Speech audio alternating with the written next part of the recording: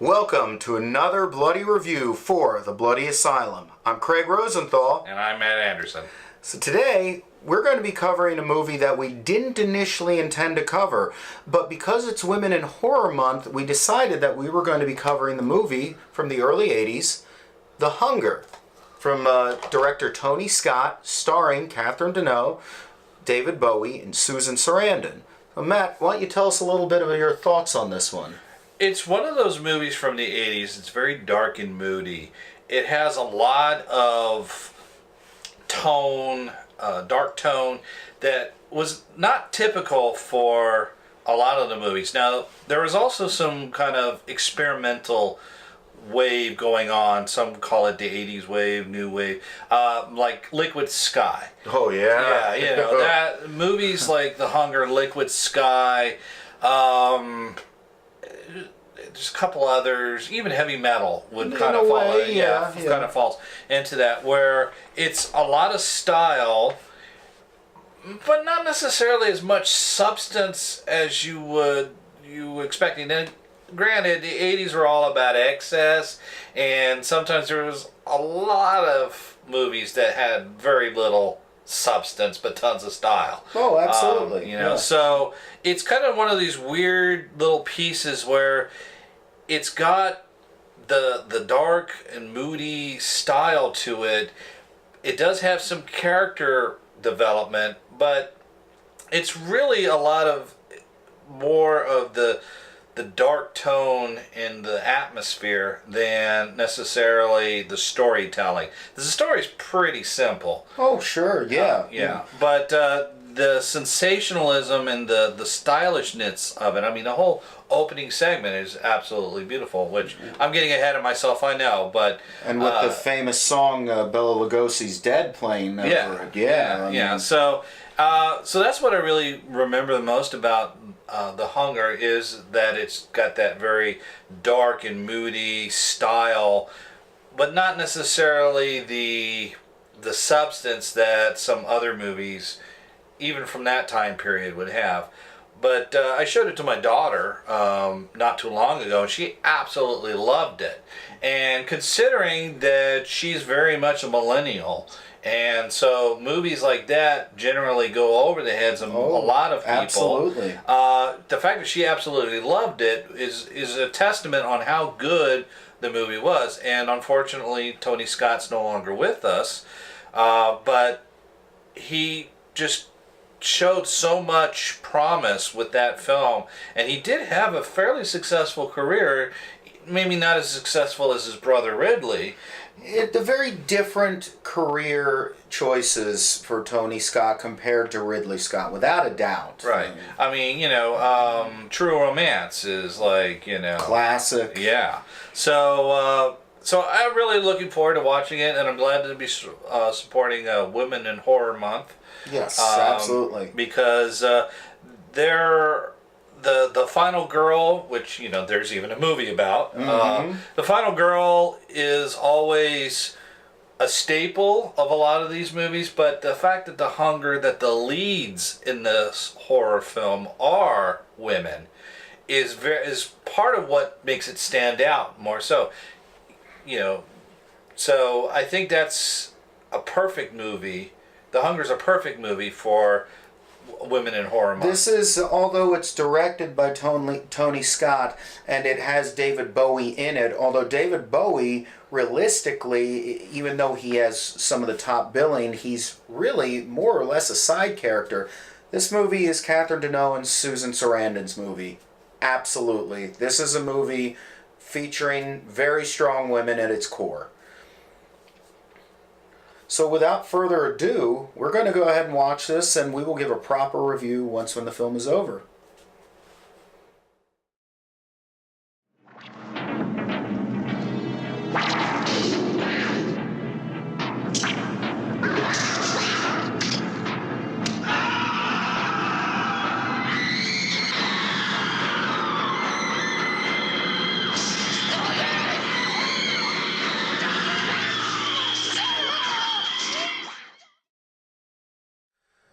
So the movie just wrapped up.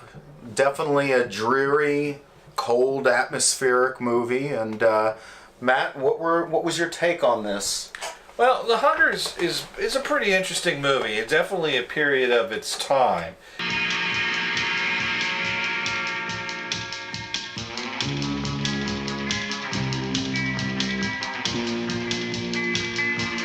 White on white, translucent black capes, back on the rack.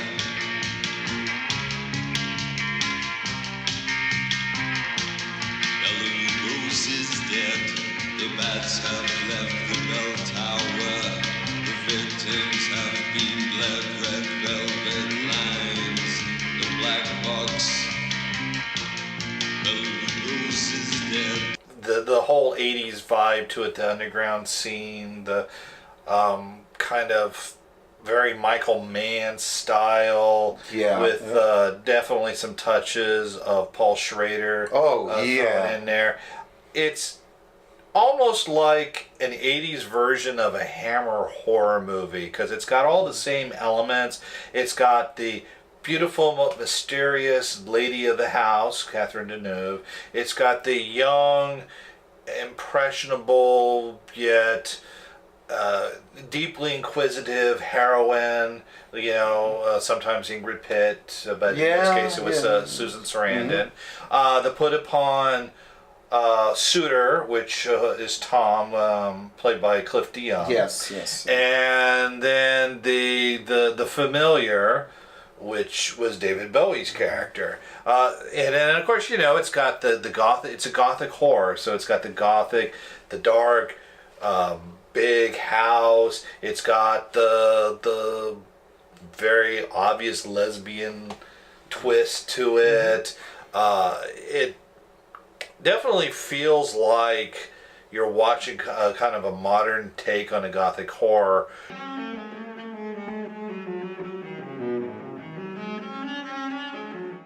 For one of the early movies of Tony Scott, it's really somewhat different than the later work that he produced.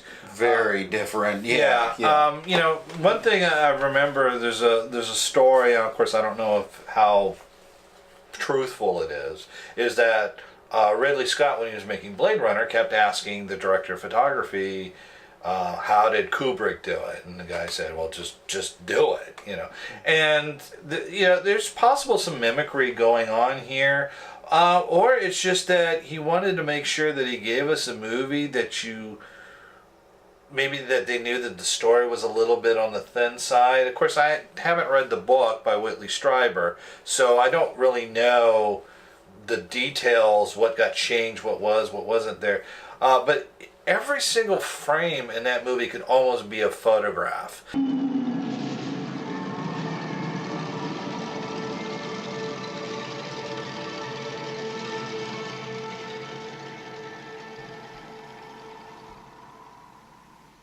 It's beautifully filmed. Without a doubt, this is a highly stylistic movie, and that's definitely something to note when watching this, that although this falls into the horror category, this is very much an art film as well.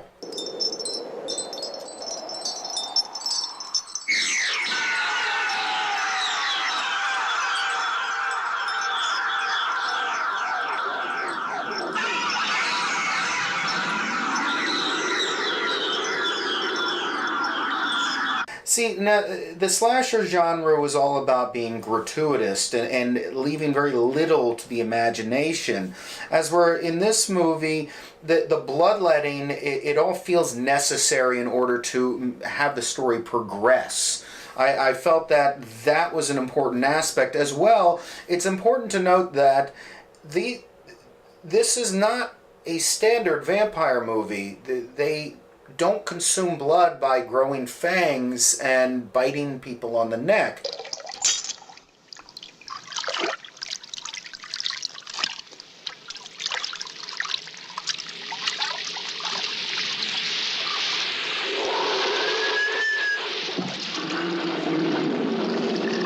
Even though it's billed as a vampire movie, and I do know that in the book they weren't really they were the origin of the vampire myth, but they're really more just an alternate form of humanity. Sort of like Highlanders, or not Highlanders, but the immortals in Highlander were. The Kurgan, MacLeod, and all them. It seems that really more that they're not really vampires because they don't have the traditional vampire tropes. Allergic to crosses, allergic to garlic, allergic to sunlight. They walk in the sun perfectly fine. David Bowie, yes, his character is dressed up with a hat and glasses and a long coat, but it's because he's aging rapidly.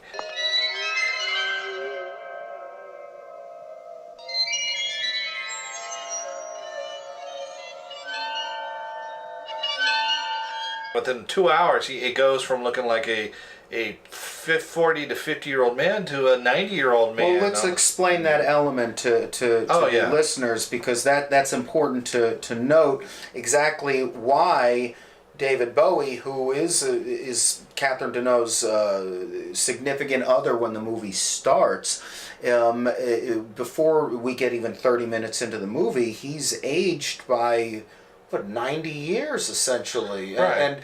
And how do we explain that element? Well, I always think that it's more that this is more of they're an evolutionary dead end. That the reason why, and you do see it in flashbacks, that Catherine Deneuve's character was at least around in ancient Egypt, because there's a scene of her draining the blood of a slave, and she's wearing Egyptian garb. Well, clearly she's very old. Right, yeah.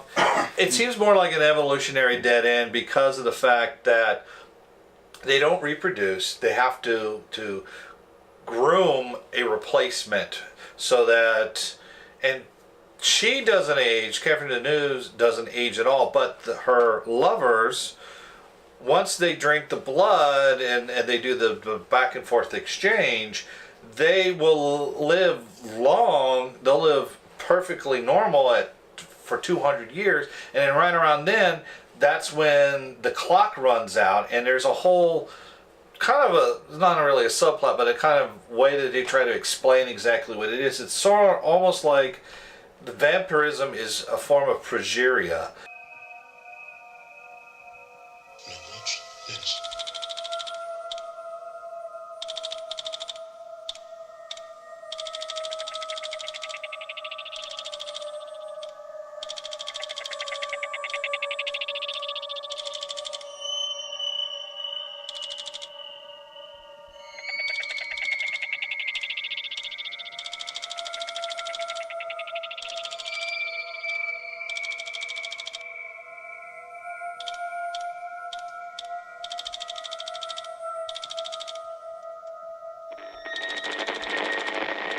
So once they hit a certain age, and the clock that's been running slow just automatically speeds up like 1,000%, and they age rapidly, but they don't actually die.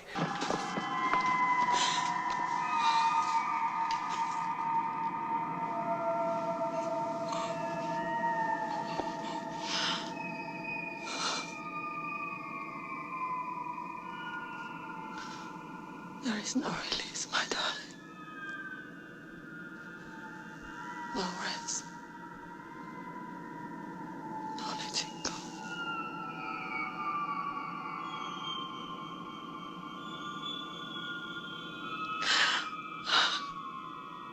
The whole thing about progeria is kind of that she says there is basically a clock. We can reset the clock on a human being. Look at me. Miriam! What am I going to do?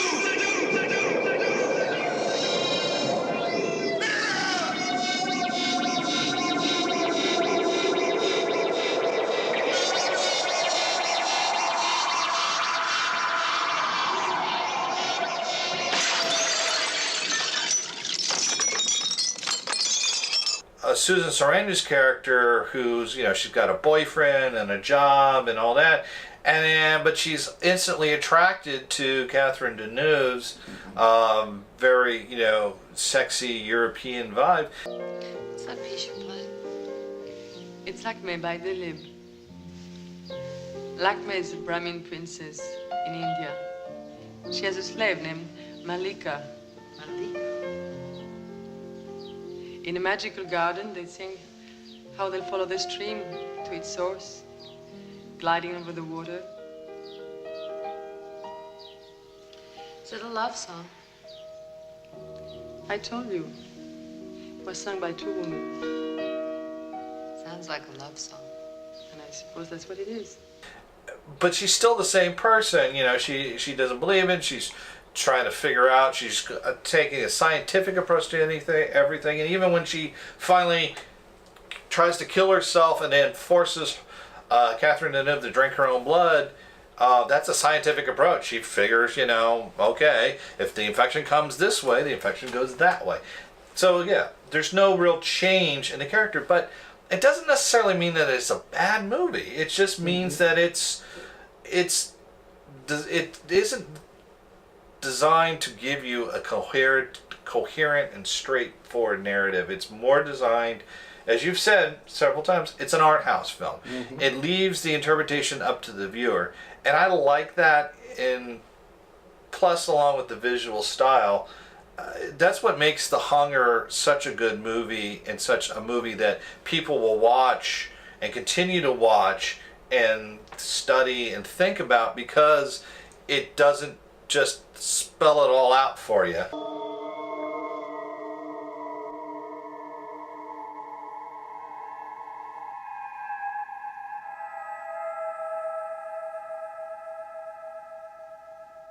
This is a movie that critics did not like when it first came out, and to this day it still kind of divides critics. It divides audiences alike. It's a movie where you either going to love it, and maybe you won't completely quite get it, but you'll love it, or you're just not going to get it and you're just going to hate it outright. There's no middle ground with this one. It's a very divisive film. Having said that, though, anyone that's going to go into it with an open mind and looking for something very different, very different take on the idea of vampirism in general, is probably going to come out feeling like they were glad that they saw it.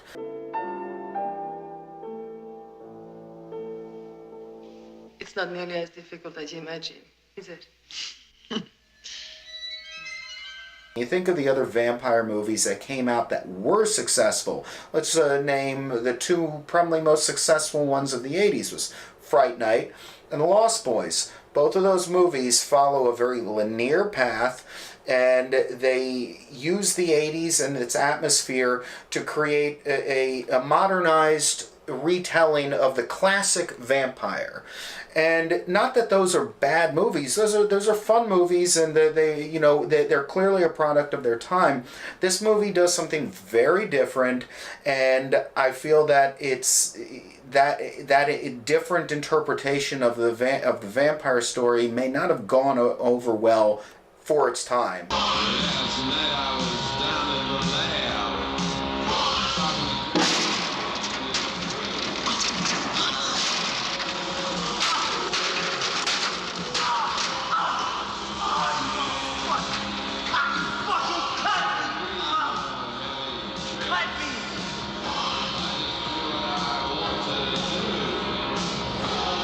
The Hunger, and which is of course why we picked it for Women in Horror Month, is the fact that the protagonist and the antagonist are both female. Yep. That the two men in the movie, which are David Bowie and Cliff DeYoung's characters, are very much in the background, mm-hmm. and only serve as kind of the pieces to kind of push the characters along, because what David Bowie's actions causes Catherine Deneuve to find Susan Sarandon. Yes. I'm sorry, what did you say? Nothing. Susan Sarandon to find Catherine Deneuve. Who is it? Mrs. Blaylock? Yes? I had to go to great lengths to get your number. I've been trying you all day. Movie is not an exploitation movie in any way, shape, or form. No. Everything that happens in the movie, although some of the elements being ambiguous, everything happens in the movie for a specific reason, and that is to tell a story. Even if it's an ambiguous story, it's still there to tell and move the story along. Yeah, no, I definitely agree with that. Yeah, because every action has an equal and opposite reaction. Again, going back to the science, the kind of underlying science motif that runs through it. So it's it's definitely not an exploitive film. It's not a gory film. It's not nudity and lesbianism for nudity and lesbianism's sake, for exploitive sake. It's all part and parcel of a story of two people that find an intimate connection very fast without really learning about each other, and it could be considered an indictment of the dating scene in the 80s. You could find all sorts of hidden social commentary buried in the movie. Yeah. I mean, there's so many ways to interpret it. And again, that's why I think part of the reason why The Hunger endures as well as it does is because it is the ambiguity is frustrating from a storytelling perspective, but it's great from what you can see in it differs from what you believe in.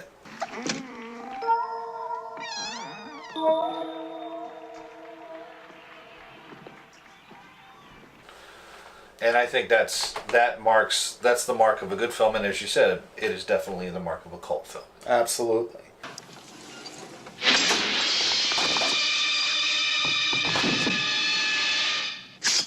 So I feel that this was an important movie to do, and it's an important movie to discuss, and I feel that I'm hoping that this review ends up having more people discussing this very good art horror drama film. Right, and also open the discussion about having more women being the leads, not just in the movies, but behind the scenes as well.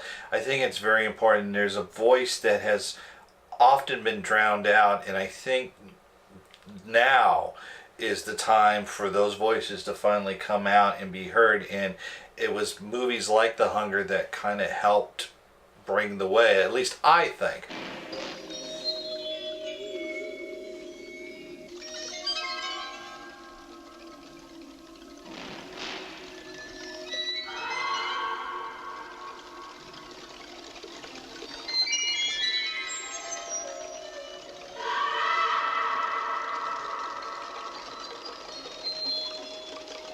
So yeah, visit the Bloody Asylum on Facebook, as well as subscribe to the YouTube channel, because we really need those people. We need you, the fans, to come join us, because we like it. We love getting feedback, even if it's negative. We'll take it.